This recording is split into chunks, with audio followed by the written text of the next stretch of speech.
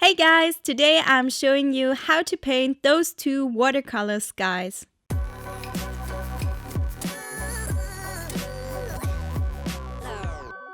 Like always, at first I'm using some washi tape to put around the borders to get a very clean edge, and I think that this looks really cool, especially in a sketchbook, so that's why I almost always do this.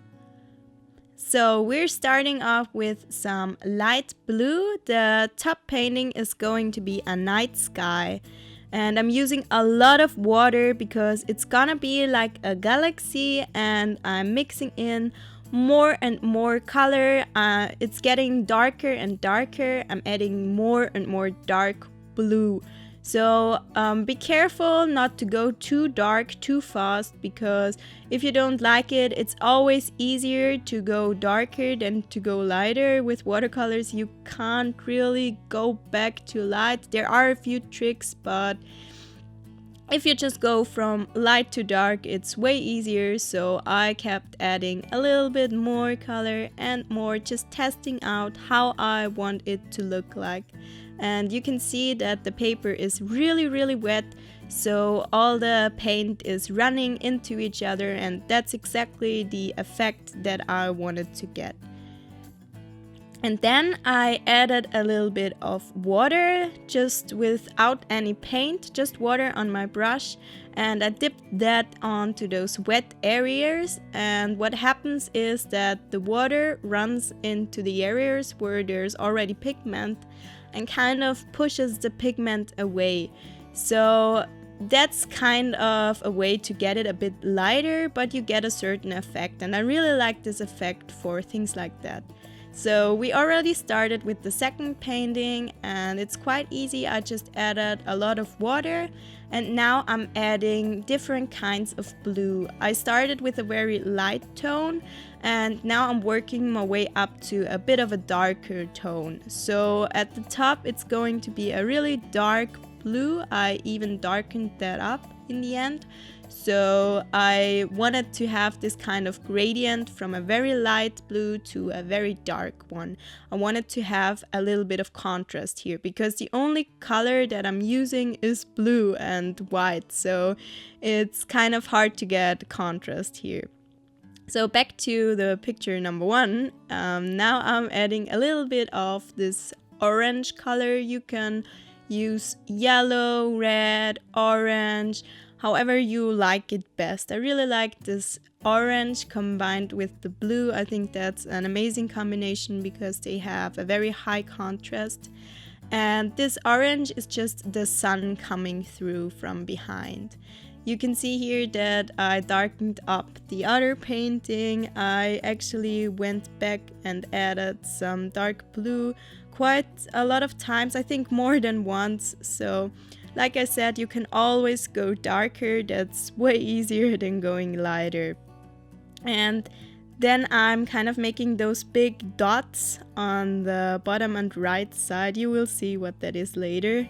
So on the first one, I'm adding a very dark color. It's almost black. You can use black or gray.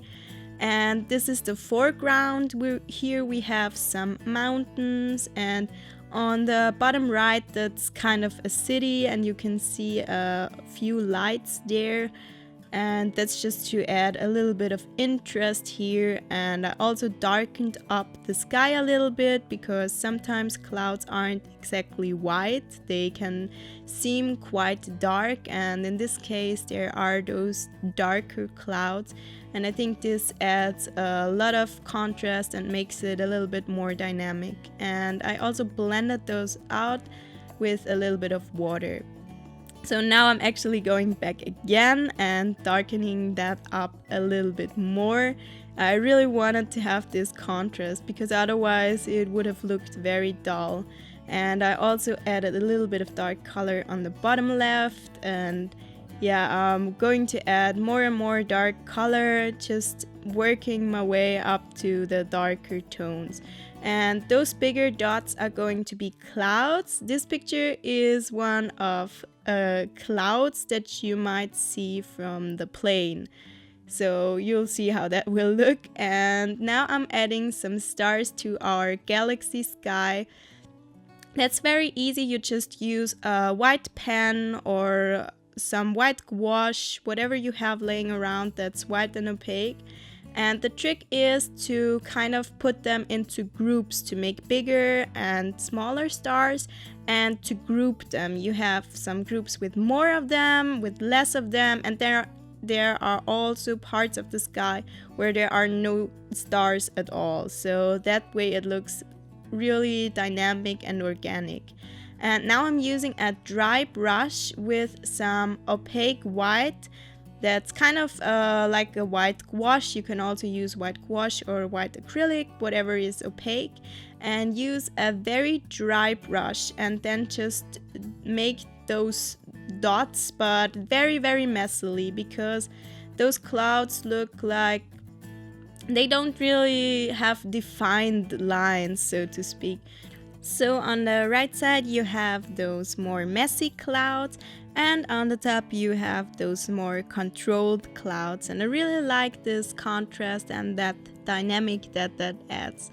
And by the way, I'm also going to link the reference pictures that I used in the description box, so if you want to look those up, there you can find them.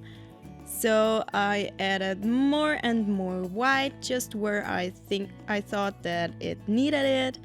And yeah, I just played around with it. You don't have to make it look perfect at all, so you can just have fun with it.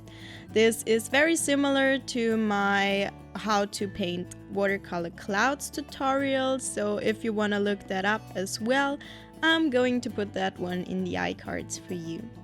Now I'm adding in more dark blue just to add some more contrast again, because it looked a little bit dull the way that it was. And I also defined some of those clouds. You can see it here. I wanted them to have a little bit of detail just to make it look a bit more defined and not too messy overall. So you can play around with that as well. And yeah, I really enjoyed doing those two paintings. They're super easy, and if they don't turn out perfect at first, that's not a problem. I think they will still look cool, because once you remove the tape, they will just look cool. And you can do them over and over again, or try similar things with the same techniques, so you can get better and better, and doesn't have to be perfect. I feel like I always say that in my tutorials, but just don't feel like you have to push yourself to make everything look perfect at first, because it's just practice. Nobody's born with talent. Nobody comes to this earth and it's a perfect painter.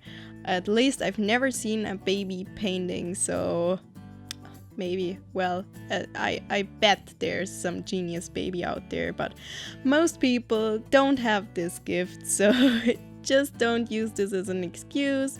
If painting is fun for you, then that's the perfect activity for you. You don't have to show it to anyone if you don't want to, but if you do want to show it and if you want to upload it to Instagram or Twitter, I'm going to put my username here, or in the description box, so that you can tag me if you want me to see how you did those paintings or any of your paintings. I love to see what you guys create.